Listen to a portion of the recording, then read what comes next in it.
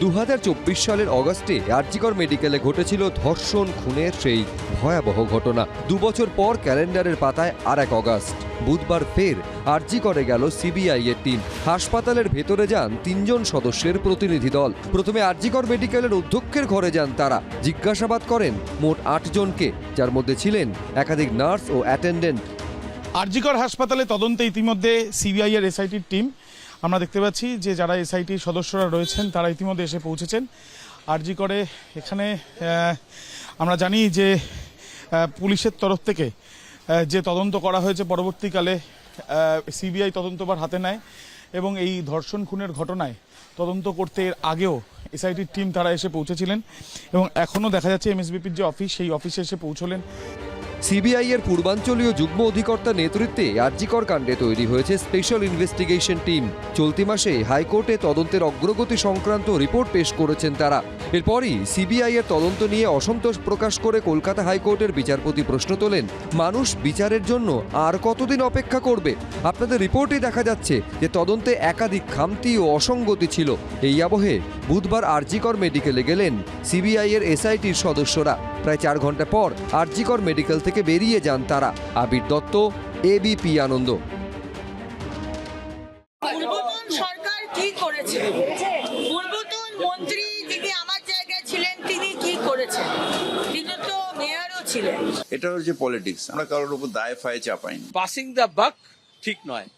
The question is wire does the বাক stop? সেই বাম আমল থেকে শুরু করে তৃণমূলের 15 বছরের শাসন বা রাজ্যে 3 মাসের বিজেপি সরকার, আগুন লাগছে, মানুষ মরছে, আর শুধু দায় ঠেলাঠেলির খেলা চলছে। ফ্রিস্কুল স্ট্রিটের শিক্ষাইন হোটেলে ভয়াবহ অগ্নিকাণ্ডের পর মুখ্যমন্ত্রী শুভেন্দু অধিকারী সমাজ মাধ্যমে লিখেছেন, মর্মান্তিক এই ঘটনা আগের সরকারে রেখে যাওয়া অবহেলার এক করুণ নিদর্শন। বাধ্যতামূলক অগ্নিসুরক্ষা বিধিকে সম্পূর্ণ উপেক্ষা করে হোটেল ও অন্যান্য বাণিজ্যিক প্রতিষ্ঠান তৈরি ও চালানোর অনুমতি দেওয়া হয়েছিল। আগের সরকার ইচ্ছাকৃতভাবেই এসব বিষয় এড়িয়ে গেছিল। কি করে ট্রেড লাইসেন্স দেওয়া হলো, কি করে ফায়ার লাইসেন্স দেওয়া হলো, কি করে এইসব জায়গাতে এই রকম বিল্ডিং 15 বছর ধরে কোনো অডিটও হয়নি আর কোনো অডিটিং সে কাজও করেনি। উনি এত দৌড়দৌড়ি করেন এই হোটেলগুলো ঘুরতে পারতেন। আর ট্রেড লাইসেন্স এখন অনলাইনে যে কেউ ট্রেড লাইসেন্স পেতে পারে।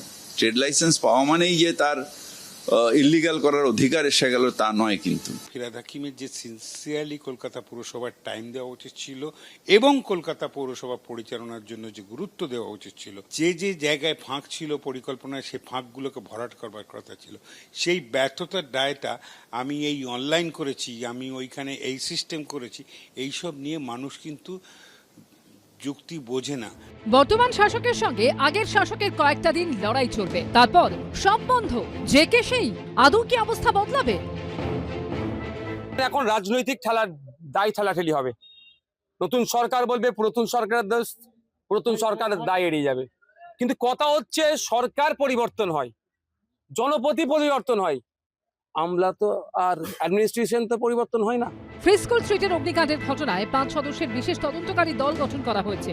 আমরা এসআইটি করছি। প্রিলিমিনারি আমাদের যত ক্রিমিনাল অ্যাঙ্গেল আছে, কিভাবে হয়েছে, যত ডেথ হয়েছে, সেটা নিয়ে অলরেডি আমাদের ডিডির হোমিসাইড টিম পুরো টেক আপ করে নিয়েছে। সেই সবটি তদন্তে কি উঠে আসে সেটাই দেখার। সুদীপ্ত আচার্য, ছিলাম করঞ্জাই ও তুহিন অধিকারী রিপোর্ট, এবিপি আনন্দ। এবিপি আনন্দ, এগিয়ে থাকে, এগিয়ে রাখে।